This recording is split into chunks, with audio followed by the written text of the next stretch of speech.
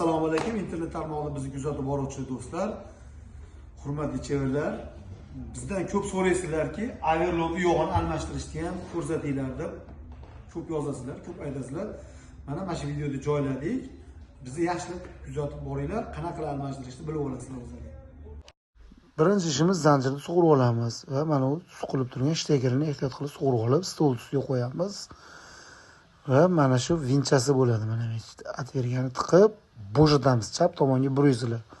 Qo'llaringda albatta yog'ni, ichidagi yog' to'kilishi uchun bitta bakilashgani, kesilgani bo'lsin. Ichida 600 grammga yaqin yog' chiqadi. Mana endi aynachasidan qaraysiz, ichida yog' qolmadi. Overlockga aynadan qaradingiz, ichida yog' qolmadi.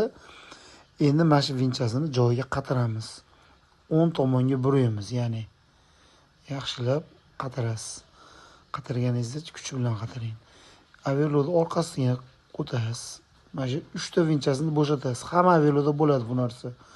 Ya'ni bu joyda filtri bo'ladi.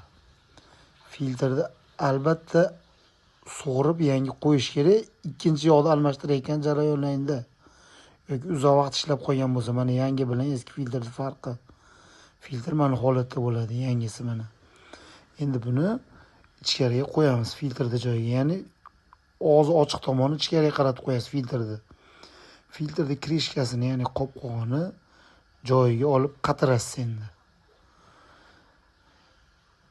Shu vint qatirayotganingizda ahamiyat beringki, bu overlocklar, mashinkalar davleniya bilan ishlaydi.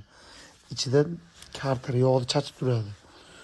O'shuning uchun bu vintlarni yaxshilab qatirish kerak. Endi mana chevarda uyda varanka yo'q bo'lsa, yog' quyish uchun o'zdan qog'ozdan yog' varankasi olsangiz ham bo'laveradi.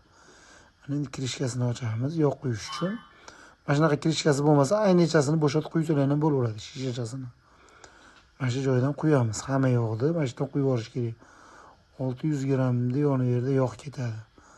Overlock vipsiyasiga, qaysi brendligiga qarab yog' ketadi.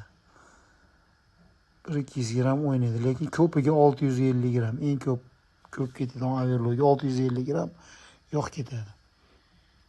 Mana yo'q, hammasini quyib oldik.